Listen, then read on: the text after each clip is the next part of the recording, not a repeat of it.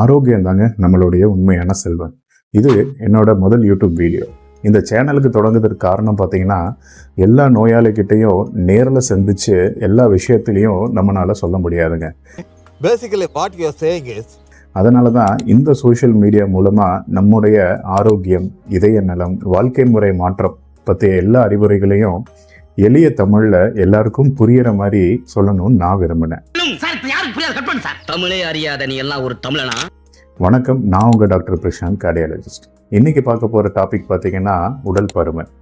ஏன் இந்த டாப்பிக்கை நான் முதல்ல எடுத்தேன் அப்படின்னா, இன்னைக்கு ஒவ்வொரு குடும்பத்திலையும் ஒருவராவது அதிக எடை உள்ளவங்களாக இருக்காங்க.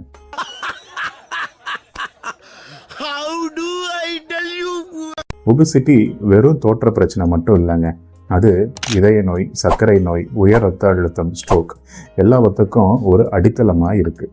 அதனால தான் இந்த தொடர் உரையின் முதல் அத்தியாயம் ஒபிசிட்டி. உலக சுகாதார அமைப்பின்படி கோடிக்கணக்கான மக்கள் இந்த ஒபிசிட்டியால் பாதிக்கப்பட்டிருக்காங்க. இந்தியாவில் கூட நகரப்புறங்களில் பார்த்தீங்கன்னா 3 பேரில் ஒருவருக்கு அதிக எடை இருக்குங்க. ஒபிசிட்டிக்கு காரணம் அதிகமாக சாப்பிட்றது மட்டும் இல்லை, ஜீன், வாழ்க்கை முறை, ஹார்மோன் பிரச்சனை, மன அழுத்தம், இது எல்லாமே தாங்க பங்கு வகிக்குது. ஒபிசிட்டி அதை எப்படி நம்ம தெரிஞ்சுக்கலாம்? இது எல்லாத்துக்கும் நமக்கு தெரிஞ்சது தாங்க பாடி மாஸ் இண்டெக்ஸ். ஸோ ஒருத்தருக்கு 18லேருந்து 24 இருந்ததுன்னா அது நார்மல், 25லேருந்து 29 இருந்ததுன்னா அது ஓவர் வெயிட், 30க்கும் மேலே இருந்தால் ஒபிசிட்டி, 35க்கும் மேலே இருந்தால் எக்ஸ்ட்ரீம் ஒபிசிட்டி. ஒரு BMI புள்ளி கூட அதிகமாச்சுன்னா 5லேருந்து 7% வரை இதய நோய் வரக்குண்டான அபாயம் ஜாஸ்தியாகுங்க. அடுத்து சென்ட்ரல் ஒபிசிட்டி, வயிற்றுப்பருமன். எல்லாத்துக்கும் ஒரே மாதிரியா கொழுப்பு சேராதுங்க. சிலருக்கு வயிற்று பகுதியில் தான் அதிகமாக சேரும். இதை தான் சென்ட்ரல் ஒபிசிட்டின்னு சொல்கிறோம்.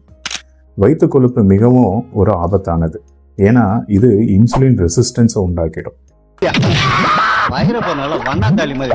சர்க்கரை நோய், உயர் ரத்த அழுத்தம், லிவரில் போய் ஃபேட் டெபாசிட் ஆகிறோம், இது எல்லாத்தையும் நேரடியாக உண்டாக்கி விட்டுருங்க. அதனால தான் கண்ணாடியில் பார்க்கும்போது தோற்ற எடையை விட வயிற்று பருமன் ஜாஸ்தி இருக்குன்னா உங்களுக்கு அபாயம் ஜாஸ்தின்னு ஞாபகம் வச்சுக்கோங்க. சரி, இதை எப்படி கால்குலேட் பண்ணலாம், எப்படி மெஷர் பண்ணலான்னு பார்த்தீங்கன்னா 2 விஷயம் தாங்க. ஒன்று வெயிஸ்ட் சர்க்கம்ஃபரன்ஸ், அப்புறம் வெயிட் ஹிப் ரேஷியோ. உங்களோட தொப்பை அளவை மெஷர் பண்ணுங்க. சராசரி ஒரு ஆணாக இருந்தால் அது 94 சென்டிமீட்டருக்கு மேலேயும், ஒரு உமனாக இருந்தால், பெண்ணாக இருந்தால் 80 சென்டிமீட்டருக்கு மேலேயும் இருக்குது அப்படின்னா அவங்களுக்கு சென்ட்ரல் ஒபிசிட்டிங்கிற பாதிப்பு இருக்குங்க. அடுத்து மெட்டபாலிக் சிண்ட்ரோம். ஒபிசிட்டியோட சேர்ந்து பலருக்கும் வர பிரச்சனை தான் இந்த மெட்டபாலிக் சிண்ட்ரோம். இதில் 5 விஷயம் முக்கியங்க. ஒன்று வெயிஸ்ட் சர்க்கம்ஃபரன்ஸ், முன்னாடியே சொன்ன மாதிரி தொப்பை அளவை மெஷர் பண்ணுங்க. இதில் பார்த்தீங்கன்னா மென்னுக்கு சராசரி 102 சென்டிமீட்டருக்கும், உமனுக்கு பார்த்தீங்கன்னா 89 சென்டிமீட்டருக்கும் மேலே இருக்கணும். இது ஃபர்ஸ்ட் பாயிண்ட். ரெண்டாவது கெட்ட கொலஸ்ட்ரால், ட்ரைக்ளிசரைன்னு சொல்லப்பட கெட்ட கொலஸ்ட்ரால் 150 mg/dL மேலே இருந்ததுன்னா.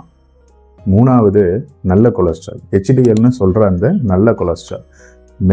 சராசரி மென்னாக இருந்தால் 40 கம்மியாகவும், உமனாக இருந்தால் 50 கம்மியாகவும் இருந்துச்சுன்னா. நாலாவது பார்த்தீங்கன்னா அதிக பிளட் ப்ரெஷர் 130/80 அதுக்கு மேலே இருக்குது அப்படின்னா. அஞ்சாவது ஃபாஸ்டிங் பிளட் குளுக்கோஸ், காலையில் எழுந்திரிச்சு வெறும் வயிற்றில் சுகர் செக் பண்ணிங்கன்னா அது 100க்கும் மேலே இருக்குது அப்படின்னா. இந்த 5ல் ஏதாவது ஒரு 3 இருந்தாலே நமக்கு மெட்டபாலிக் சிண்ட்ரோம்னு சொல்லுவாங்க.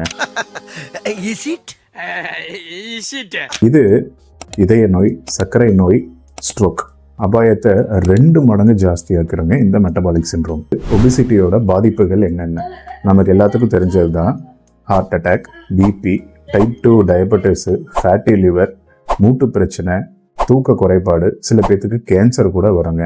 இதுக்கு காரணங்கள் பார்த்தீங்கன்னா அதிகமாக ஜங்க் ஃபுட், ஃபாஸ்ட் ஃபுட்டு, உடற்பயிற்சி செய்யாதது, நீண்ட நேரம் ஒரே இடத்துல உட்காந்துருக்கிறது, மன அழுத்தம், அதிகமாக நம்மளே கார்போஹைட்ரேட்ஸை கலோரி அதிகப்படுத்திக்கிறது, அப்புறம் ஹார்மோன் பிரச்சனைகள். சரி, இதுக்கு என்னதான் தீர்வு?